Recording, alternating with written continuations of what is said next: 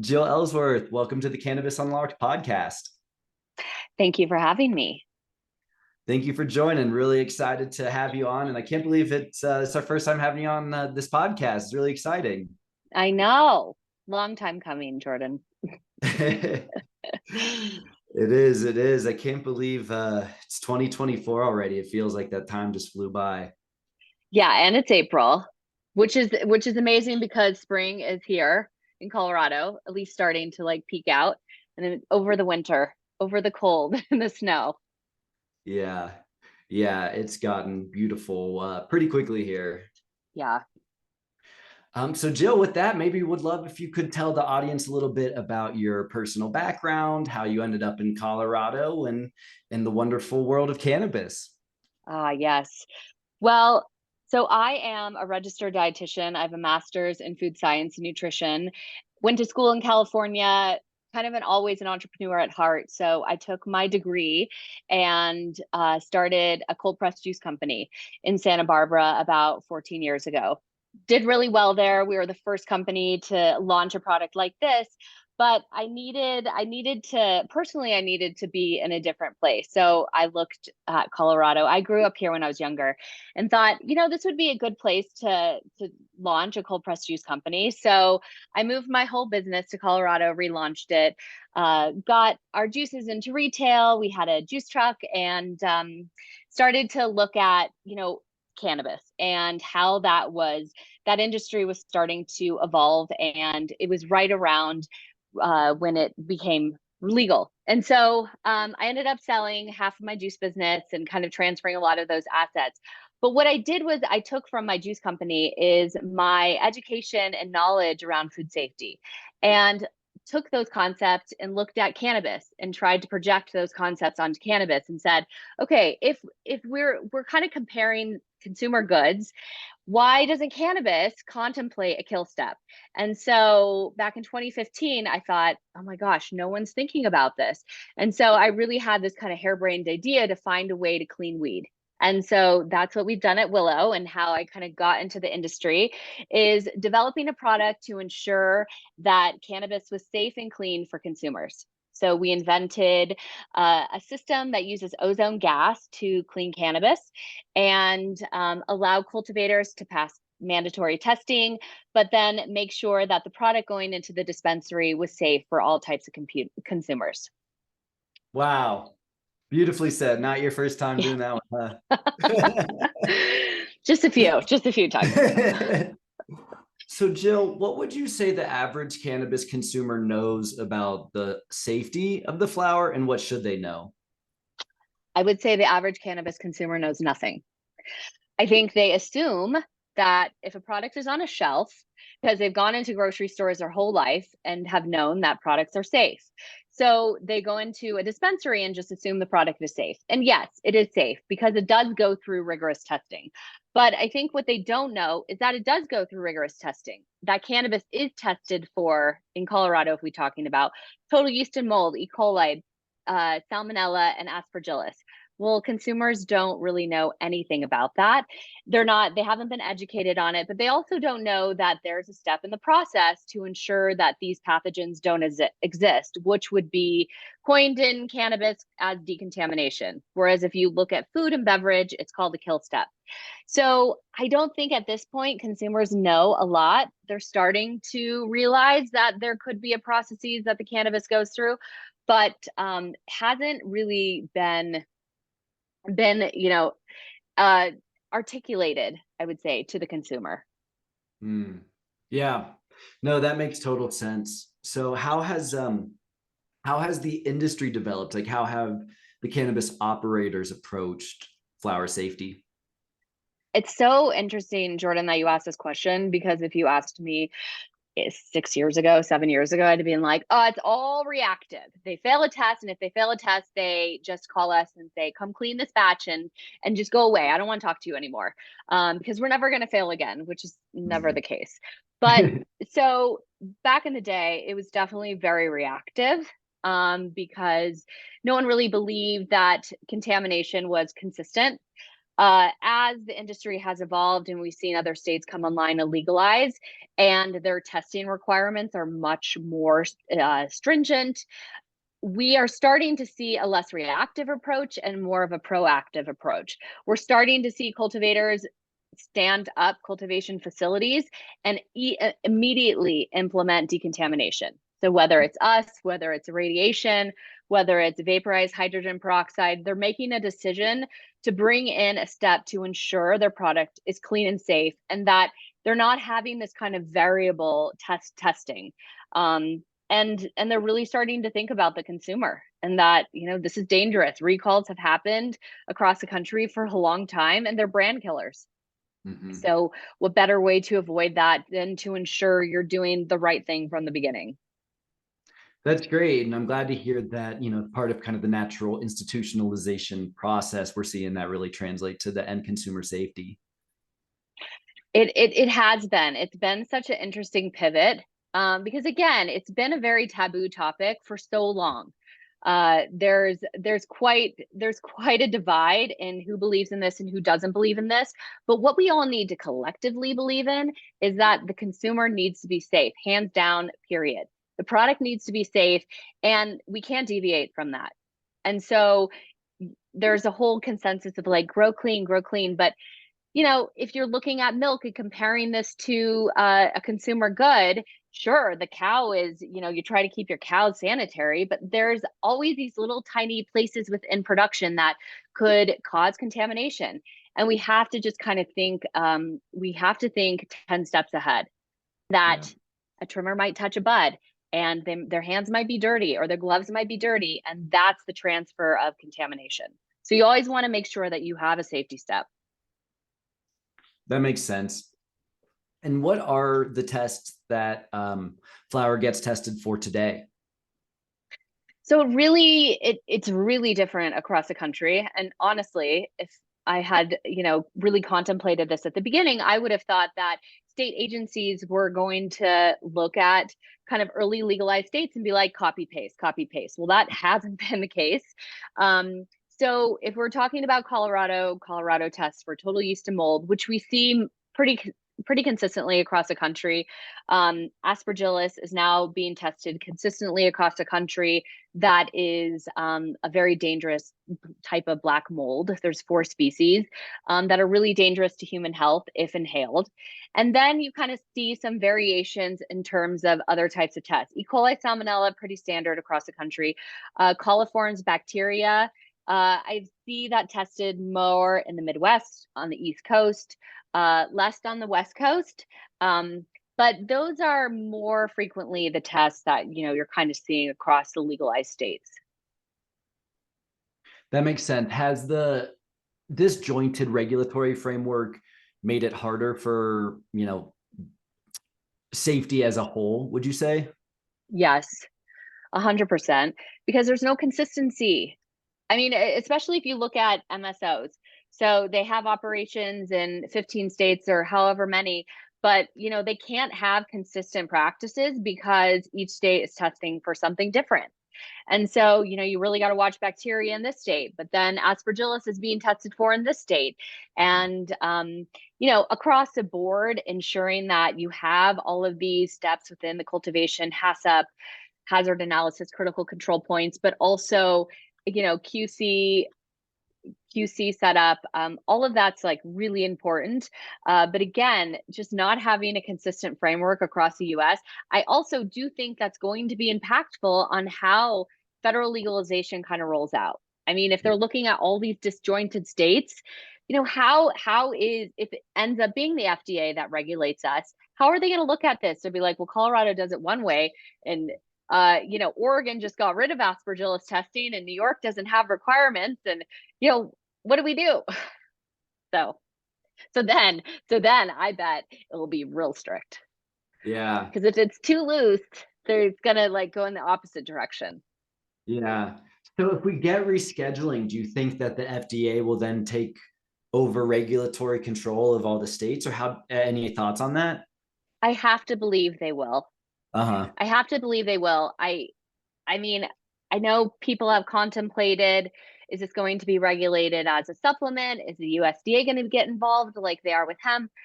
I really believe that because this is a consumer good, it will be regulated by the FDA. And it's not a supplement, let's be honest. Yeah. It's a medicine. It's a medicine, but it's also a consumer packaged good. Yeah. So what do you think? Do you think it's FDA? I think so. I mean, I think that naturally makes sense, right? If the HHS made the recommendation and they're saying that, because it's on Schedule 3 now, that by definition mean it does have medicinal value, right? So it seems natural that that would have to be the progression. Although, you look at what's happened in CBD since the Farm Bill, Yeah. and the FDA just kind of said, well, not our problem. So I know. I know. And then that's opened up a whole can of worms that is going to yeah, be really hard to put back in. And think of like how unregulated that category is right now right. and how Right. scary it is. So a whole other podcast. Exactly. We won't go down that. We won't go down that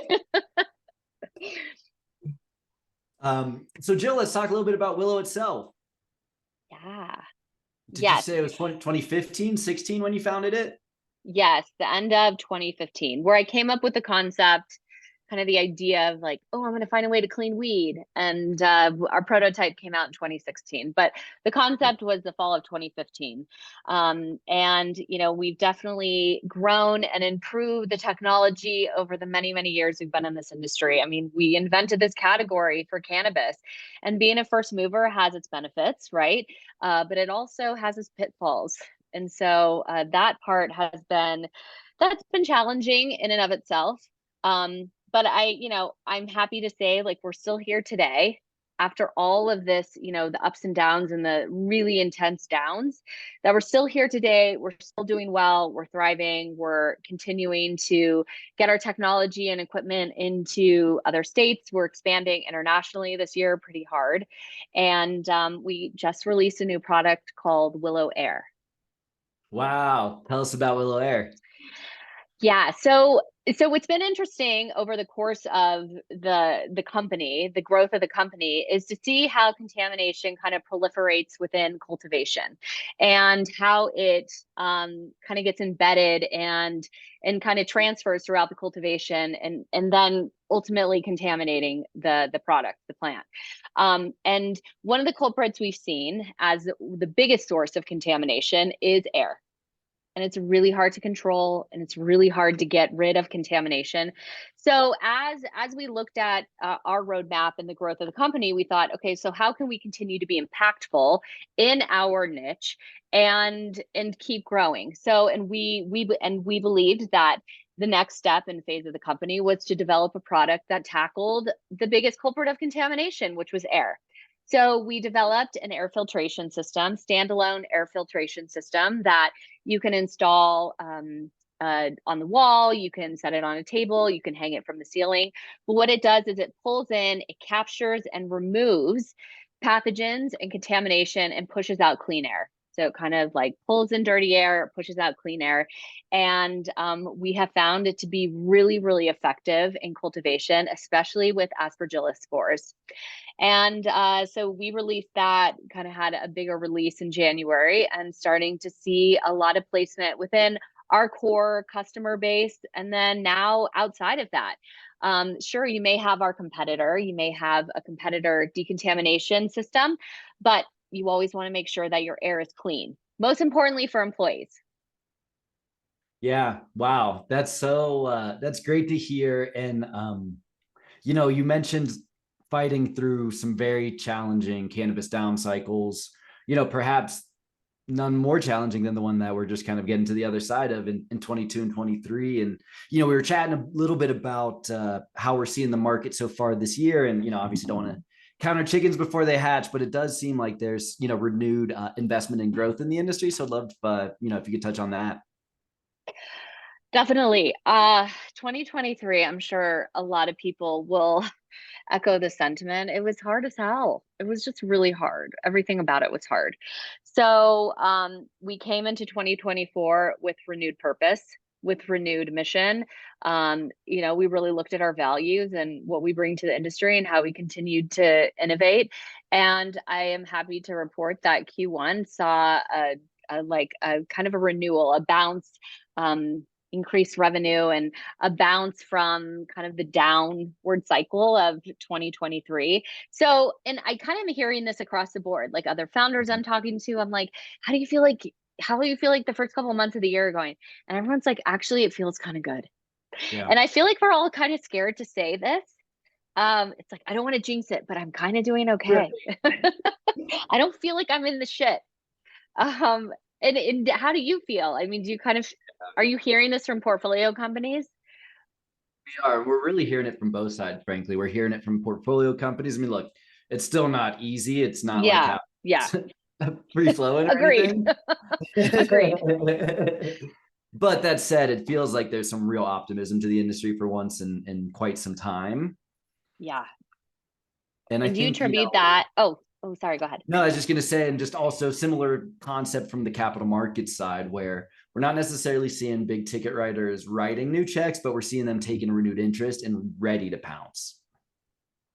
Yeah. Well, that's actually really encouraging to hear, because I feel like there was such a lull in people wanting to put money into the industry. So that's, I mean, kind of from the portfolio side, I feel like that's really exciting to hear, or like the founder side. Yeah.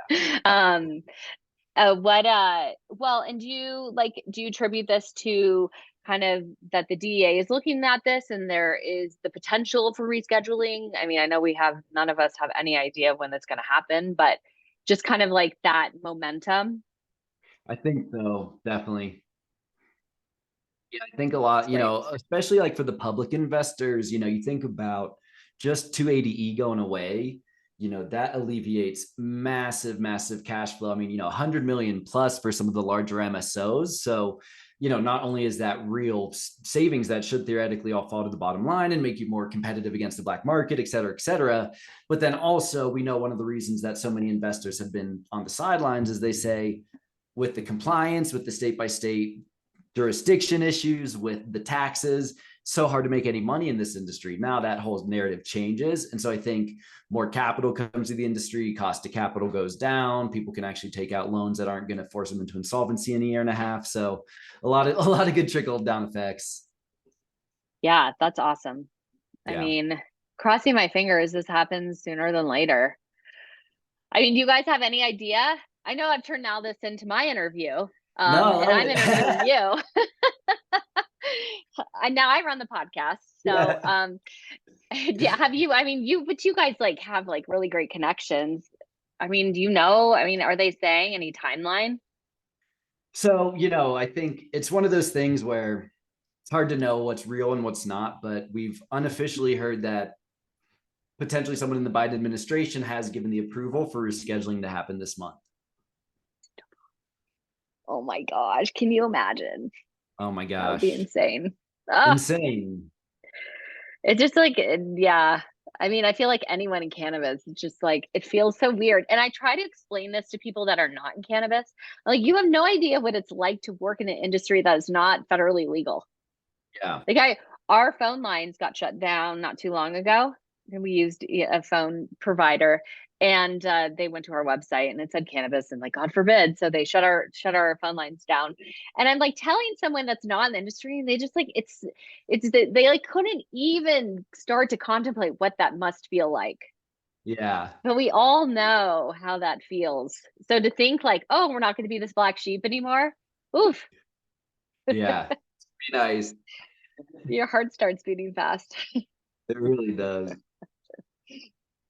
Anyway, Um, we digress. yeah. Well, one topic I wanted to make sure we covered as well. Would love if you would talk a little bit about the importance of employee safety. Yeah, and that's a great question, and which I'm glad you asked, because another reason we really wanted to develop this product, Willow Air, is because I mean, I think we've heard of all the concerns within cultivation of employees kind of breathing in particulate matter just from simply being around this plant and how it's trimmed and how it's packaged and how it's, in post harvest. And so this device, Willow Air, really, really helps with ensuring that the environment is clean. It's clean and safe for employees. I had, some of the people at my company are like, I feel like cannabis is going to be like mesothelioma. Yeah. Yes.